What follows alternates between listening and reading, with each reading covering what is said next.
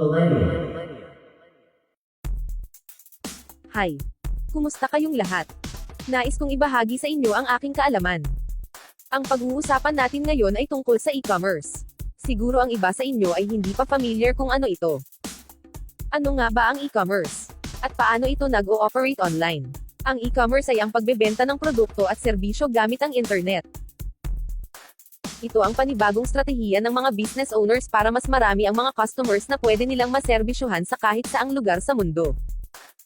Ito ay isa sa pinakamabisang paraan upang ikaw ay makahanap ng unlimited customers. Ang makalumang pamamaraan o ang tinatawag nating traditional business ay ang direktang pagbebenta sa mga buyers. Ang posibilidad na makakuha ng customers sa paraang ito ay napakalimitado.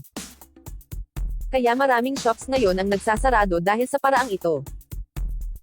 Siguro marami sa inyo ngayon ang nagdadalawang isip tungkol sa e-commerce. Tinatanong din ninyo kung kikita ba talaga ito.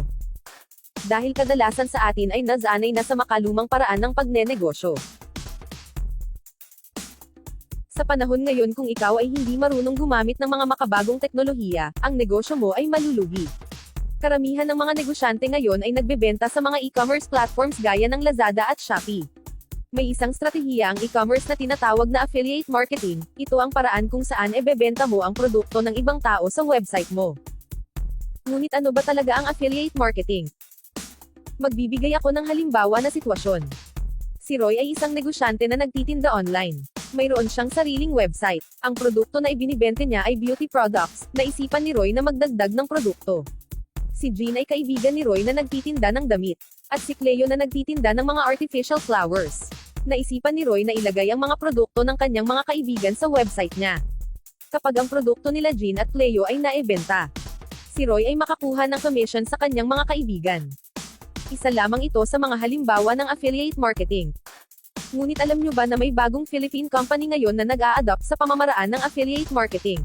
Ipinapakilala ko sa inyo ang Millennium. Ito ay isang makabagong company na tumutulong sa mga negosyante na gustong magsimula sa e-commerce. Ang Millennia ay naghahanap ng mga taong gustong maging affiliate marketers at gagawa ng kanilang sariling hub. Ano po ba ang hub? Ang hub ay isang sentro ng activity na may opisina at computers, logistics, at website. Ito ay maikumpara natin sa isang military base kung saan nagaganap ang lahat ng plano at activities.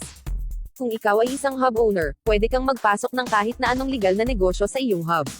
Sa ganitong paraan, mas marami kang produkto na ma-e-offer sa mga buyers. Upang mas malaman nyo ng maigi ang buong detalye, click nyo ang link at mag-sign up sa form ng inyong complete name, email at contact number, at hintayin ang tawag ng aming representative para sa inyong business seminar schedule.